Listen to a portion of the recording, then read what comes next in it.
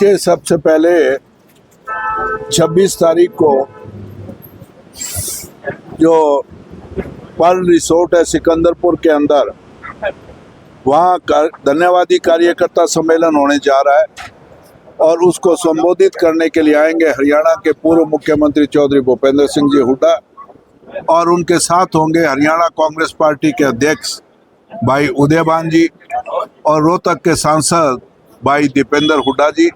और उसी के लिए सभी साथियों को हम निमंत्रण देने आए हैं सारे, और ताकि ज़्यादा से ज़्यादा तादाद में पहुंचने का कष्ट करें। क्या कुछ विशेष इस कार्यकर्ता सम्मेलन में रहेगा? नहीं, विशेष तो सिर्फ पहला तो सिर्फ यही है कि जो लोकसभा में बहुत अच्छे बहुमत से करीबन 3.25 लाख वोटों से बहन कुमारी शैलजा जी को लोगों ने जिताने का काम किया है, उसके लिए चौधरी भूपेंद्र सिंह हुड्डा ने और उदयभान जी ने सारे 22 के 22 जिलों में जाकर कार्यकर्ताओं का धन्यवाद करना है और धन्यवाद के साथ साथ आगे की रूपरेखा, क्योंकि अभी अक्टूबर में चुनाव होना है, उसी की रूपरेखा बताने का और एक नया कार्यक्रम जो हरियाणा हिसाब मांगे और कांग्रेस से ही आस, उसके लिए भी लोगों को रूपरेखा बताने का काम करेंगे। विधानसभा चुनाव से पहले जो पूर्व मुख्यमंत्री हुड्डा जी सिरसा के अंदर कार्यकर्ता सम्मेलन कर रहे हैं, शक्ति प्रदर्शन के रूप में इसको माना जाएगा, तो कितने के लोगों की संख्या जो नहीं, मैं इन चीज़ों को शक्ति प्रदर्शन का नहीं मानता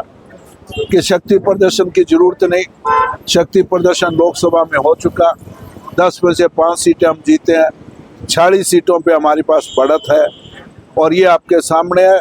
पिछले 2019 के अंदर 10 की 10 सीट जब भारतीय जनता पार्टी जीत के गई, 2024 में हम 10 में से 5 जीत के गए हैं, 2019 में 80 सीटों पे बीजेपी की बढ़त थी, इस बार 46 सीटों पे बढ़त है। ये शक्ति प्रदर्शन तो आपके सामने ही है।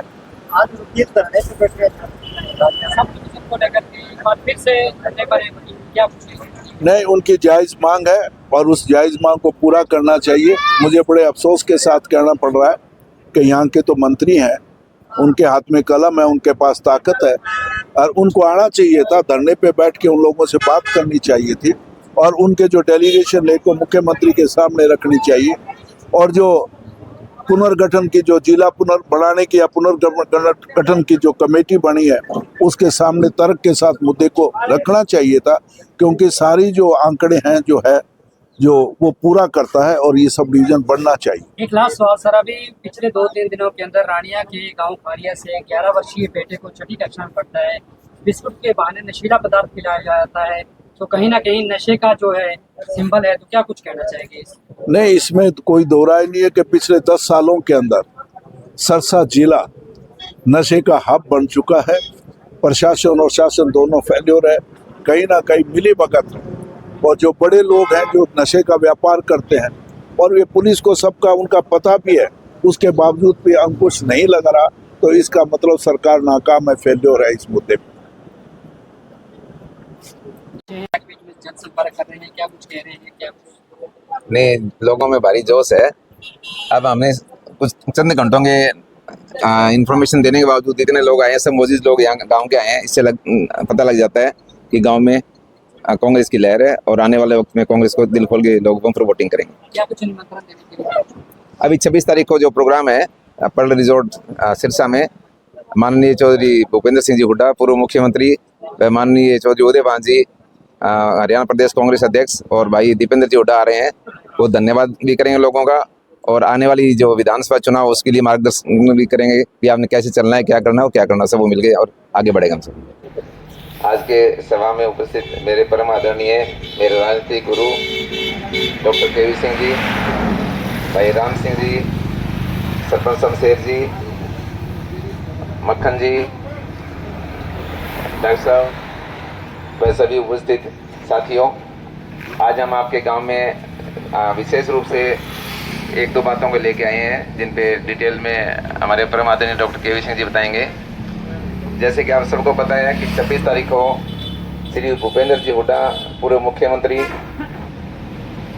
श्री उदयभान जी कांग्रेस प्रदेश अध्यक्ष व युवा दिलों की धनकर भाई दीपेंद्र जी हुड्डा सिरसा पहुंच रहे हैं 26 तारीख को पर्ल रिजोर्ट सिकंदरपुर मोड़ पे। सुबह 10 बजे प्रोग्राम है, तो आप सबको निमंत्रण देने के लिए हम यहाँ आए हैं। दूसरा, जो लोकसभा के चुनाव में आप लोगों ने जो धमाका किया था बहन शैलजा जी जिताने के लिए, उसके लिए हम आपको धन्यवाद देने के लिए आए हैं। और ये मैं देख रहा था कि अबोली गांव में जैसे घूमते हैं तो बहुत सी समस्याएं हैं जिनका निराकरण करना जरूरी है। सबसे बड़ी आपके मेरे पीने के पानी दिक्कत आती है, तो जो वाटर वर्क्स जो प्रस्तावित है, जिसके लिए मैंने 17 अगस्त को रानिया से आवाज़ उठाई थी कि अगर मेरे को मौका मिला तो रानिया को ब्लॉक उपमंडल, बड़े डरते हैं। मैं चाहता हूँ सब भाई आपसे मिलके चलें, एक दूसरे को डरा के ना रखें और सबको प्रेम प्यार से लेके चलें। तो मैं इसी नीति पे आगे बढ़ूँगा। मेरी सोच ये रहती है कि हर भाई गली में जो रहते हैं या मोहल्ले में रहते हैं या भाई से भाई सब आपसे मिलके चलें, इसी नीति पे हम आगे बढ़ेंगे। मेरा ये मानना है कि अगर एक भाई आगे प्रोग्रेस कर रहा है तो दूसरा भाई उसे जले ना, उसे खुश होए। क्यों कि या तो उसकी जरूरत पड़ने मदद कर देगा, और मदद नहीं करे तो कम से कम टांग खिंचाई उसकी जरूर नहीं करेगा। एक फिर मैं और कहता हूँ कि कोई भाई आगे बढ़ रहा है, ऊपर चढ़ा हुआ है, तो दूसरा जो नीचे वाला भाई है उसको चाहिए कि उसकी टांग ना खींचे, वो सिर्फ देखता रहे। और जो भाई ऊपर चढ़ गया वो हाथ पकड़ के नीचे वाले को ऊपर ले गया, तो मजे की जिंदगी है। तो मेरा कहने का मकसद है कि सब मिलजुल के चलें, प्रेम प्यार से रहें और आगे बढ़ें। इसी उद्देश्य को लेकर मैं आगे बढ़ रहा हूँ। और अगर आपका आशीर्वाद मिला आप लोगों ने कि आपने लोकसभा चुनाव के अंदर बहन कुमारी शैलजा को भारी बहुमत से जिताने का काम किया, और दूसरा आपको एक न्योता देने आए हैं। 26 तारीख को सिकंदरपुर गांव में हिसार रोड पे पल रिसोर्ट के अंदर एक धन्यवादी कार्यकर्ता सम्मेलन होने जा रहा है, और उसको संबोधित करने के लिए आएंगे हरियाणा के पूर्व मुख्यमंत्री चौधरी भूपेंद्र सिंह जी हुड्डा, और उनके साथ होंगे हरियाणा कांग्रेस पार्टी के अध्यक्ष भाई उदय भान जी और सांसद भाई दीपेंद्र हुड्डा जी, और दूसरे नेता भी आएंगे। सभी से निवेदन है कि वो दिन भारी तादाद में पहुंचकर नेताओं का मान और सम्मान बढ़ाएं और अपने उनके विचार सुनने का काम करें। जहां तक राजनीतिक बात है, राजनीतिक हालात का सवाल है, अभी जो लोकसभा चुनाव हुआ उस लोकसभा चुनाव के अंदर केंद्र में इंडिया गठबंधन का राज तो नहीं बना, सरकार तो नहीं बनी, पर एक बात जरूर है कि देश के जागरूक मतदाताओं ने जो मोदी का अहंकार है, मोदी का भ्रम है, उसको तोड़ने का काम जरूर किया है। आपको याद होगा एक बार लोकसभा में मोदी जी भाषण दे रहे थे और अपना सीना ठोक के कहते थे एक अकेला सब पे भारी। और कभी भी पिछले 10 साल के अंदर उन्होंने एनडीए का नाम नहीं लिया, बीजेपी का नाम नहीं लिया, और अपने मुंह से ही खुद मोदी सरकार कहा करते थे। जनता मोदी सरकार बोले तो अलग बात, पर मोदी अपने मुंह से मोदी सरकार कहा करते थे, ना बीजेपी की सरकार ना एनडीए की सरकार। और चुनाव के अंदर 400 पार का नारा देने का काम कर रहे थे, पर इस देश की जनता ने उस 400 पार के नारे को साजिश को समझकर उस 400 पार के नारे की हवा निकाल दी और 400 पार ना करके 240 पे लाके खड़ा कर दिया। मोदी जी कहा करते थे एक अकेला सब पे भारी। आज अकेला सब पे भारी नहीं है। आज मोदी सरकार जो है, एनडीए सरकार, वो बैसाखियों पे चल रही है।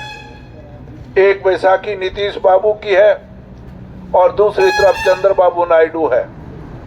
और आज कभी भी उनका भाषण सुनना, कहीं भी बीजेपी सरकार नहीं कहते, ना मोदी सरकार, अब एनडीए की सरकार का नाम देना शुरू कर दिया। ये अहंकार आप और ने तोड़ने का काम किया है। और ये बैसाखियों की सरकार ज्यादा लंबी नहीं चलेगी।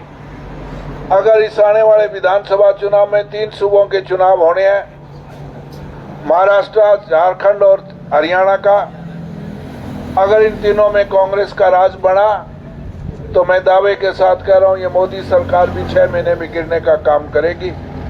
तो हम आप लोगों से यही निवेदन है कि आने वाले विधानसभा के अंदर, जैसे लोकसभा, इस लोकसभा के अंदर भी 10 में से 5 सीटें कांग्रेस जीत के